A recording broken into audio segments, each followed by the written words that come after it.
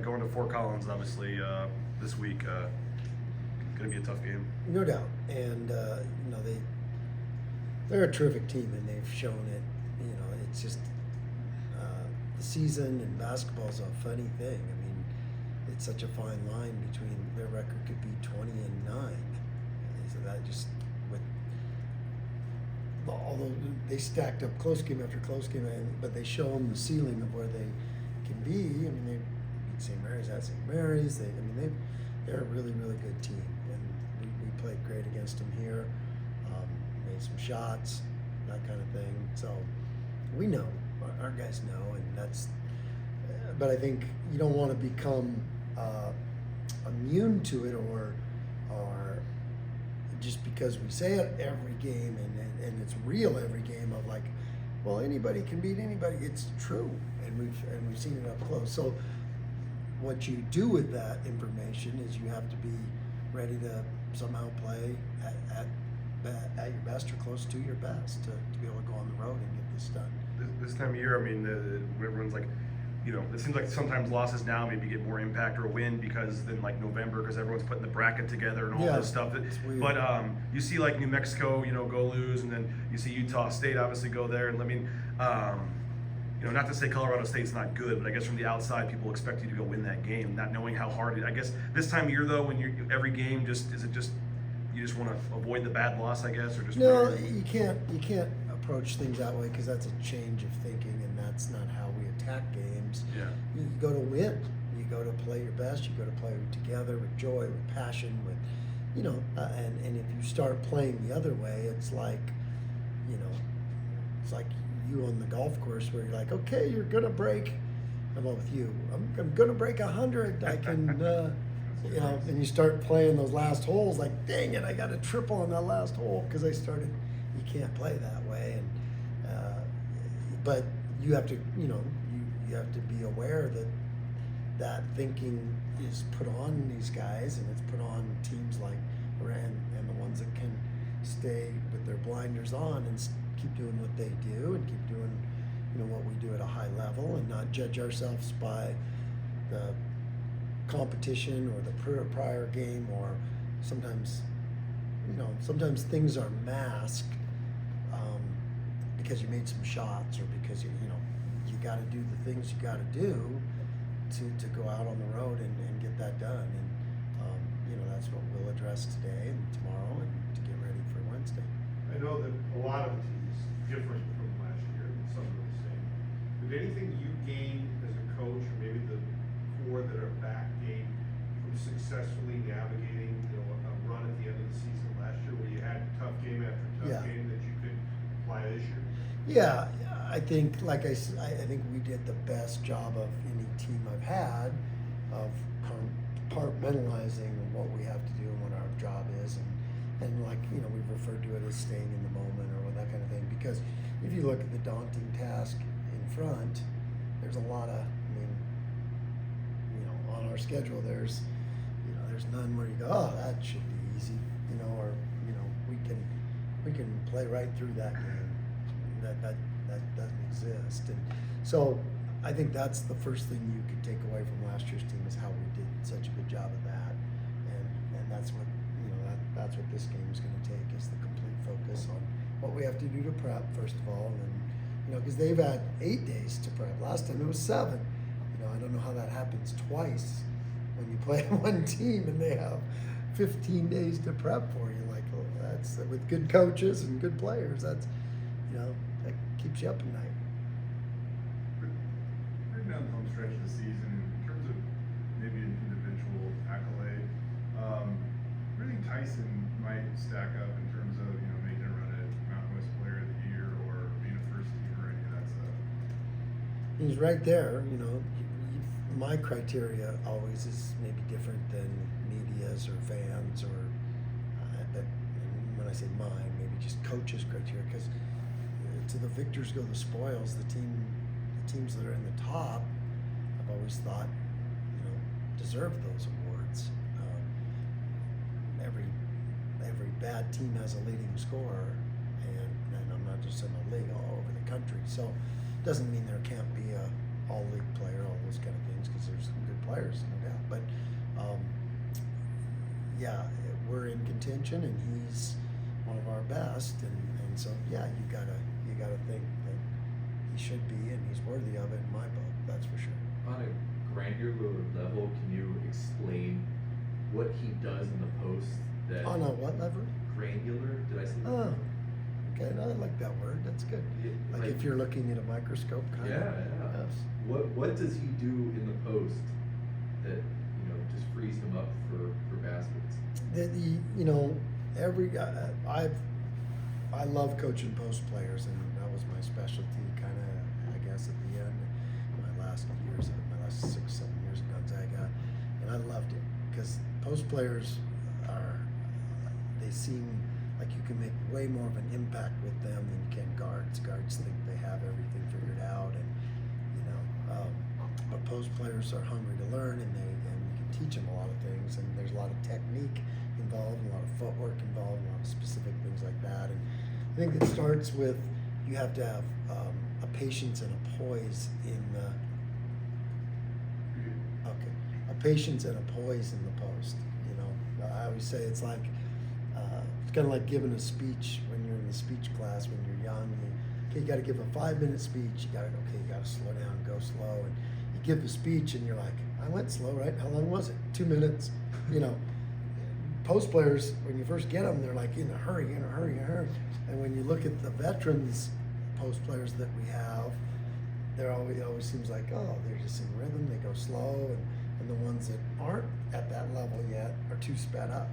So the first thing you got to be able to do is slow down, pause for poise, look at the situation, and then feel the situation, and then have the skill and the fundamentals. You got to get those fundamentals, and you can trust the fundamentals, and that that takes different amount of time for different people. Tyson's a quick learner, and he takes everything you give him and can put it in, and then they have to have it be their own, because you can't. A move that worked for Ronny Turioff might not work for Josh Heifeld. A move that worked for Josh might not be best for Tyson. Tyson's won't be the same as Ryan Watkins, and on and on and on. So you gotta help them through making it their own and what's most effective for them. And so I could do a whole book on all the things that it takes, I think, to be a great post scorer and a great post, great post player.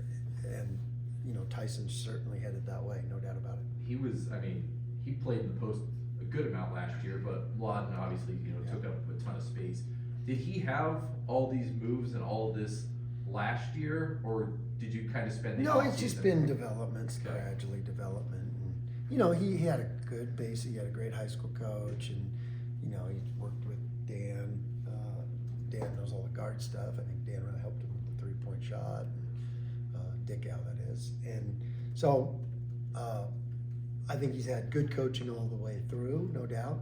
And then when you get to this level, it's different, though, than what you play against in high school, because he'd play against triple teams, and so your post moves weren't like the where you gotta go one-on-one. But you gotta remember, last year in the most important game, the Mountain West Championship game, last play of the game, we drew it up for him to go against Mensa, the Defensive Player of the Year, in the post, and he got it done somehow. And so that was pretty good for a freshman. So he's had, and then you throw all those things I said, you still have to have that. Some guys have that ability to get that ball in, and some guys you can squeeze it and get no lemonade. Talk about Shaver's impact. What about Stevens for them and how much he does for them? Terrific. Yeah, he's just a terrific guard, and he's a guard that can do whatever it takes. If the team needs a bunch of assists that night, yes. If the team needs a clutch shot, yes. From 3, from 15, and the paint, and the you can't foul, all the things that he does. There's not a lot of there's I'm sure their coaches he would find something, but I don't find any flaws in his game. He's a great point guard, great player, one of the best in the country, not just the league, one of the best in the country.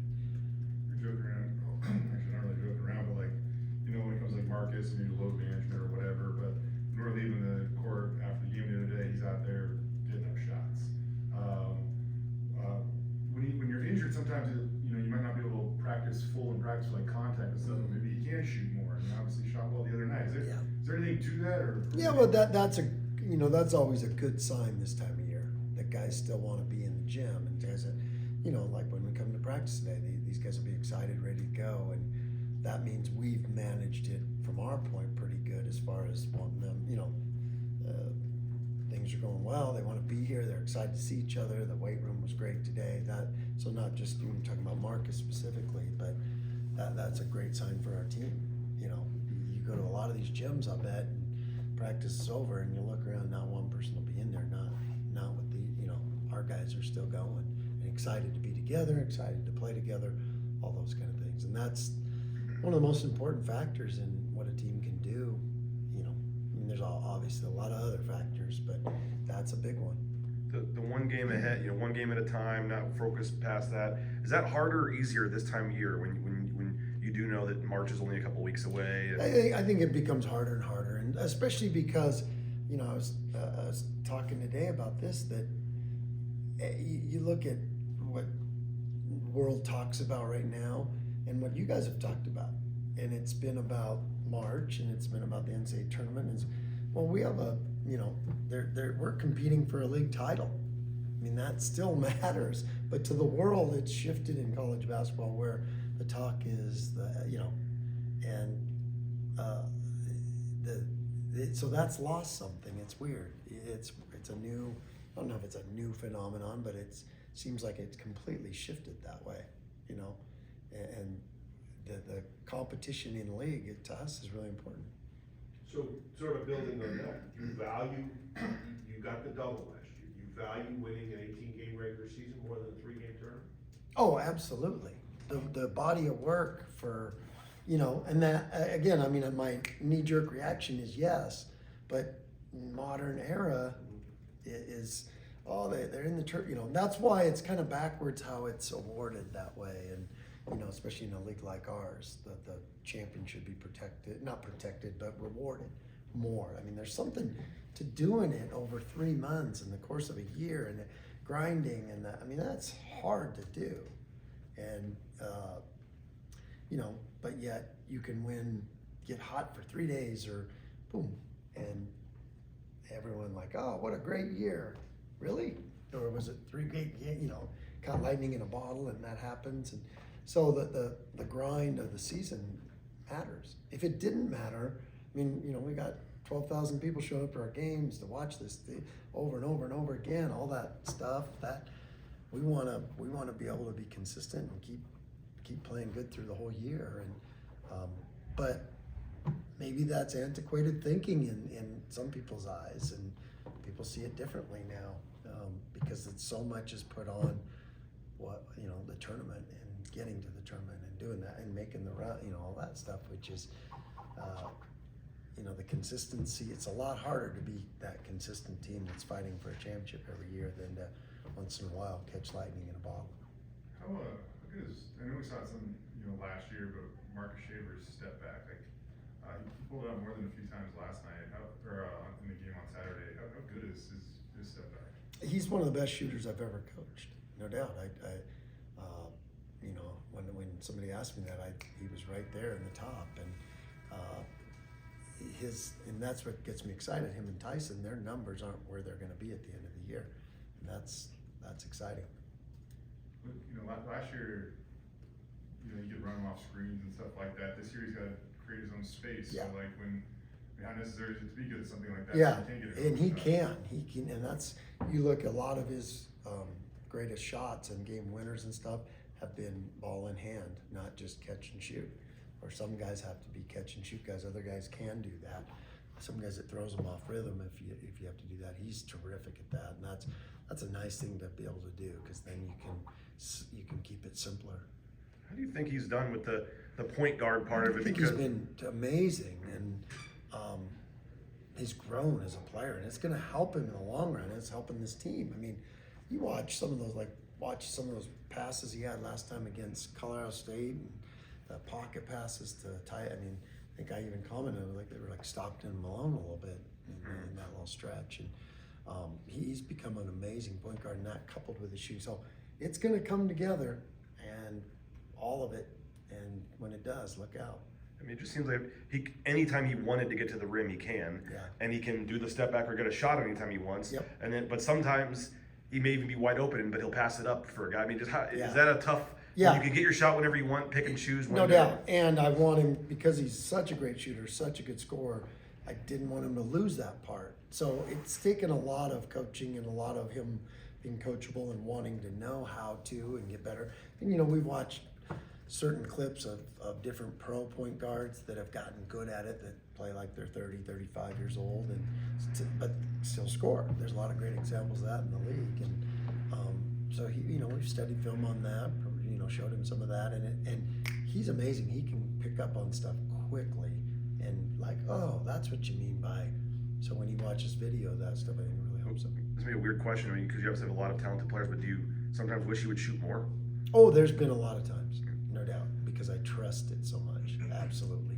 And so, when I have those, you can't just say shoot more, because like you just said, it was a complicated question, because that's a complicated thing. Like, there is a time and a place where you got to get those other guys going, and they got to have a feel for it. So we break it down and show them specifics of what I'm talking about. Like, okay, you're off the ball now, it gets kicked out to you, let it go. Don't, those are the ones you turn down that we can't have. You got to shoot those. So just to give him more specific instruction on what do I mean by that, I think has been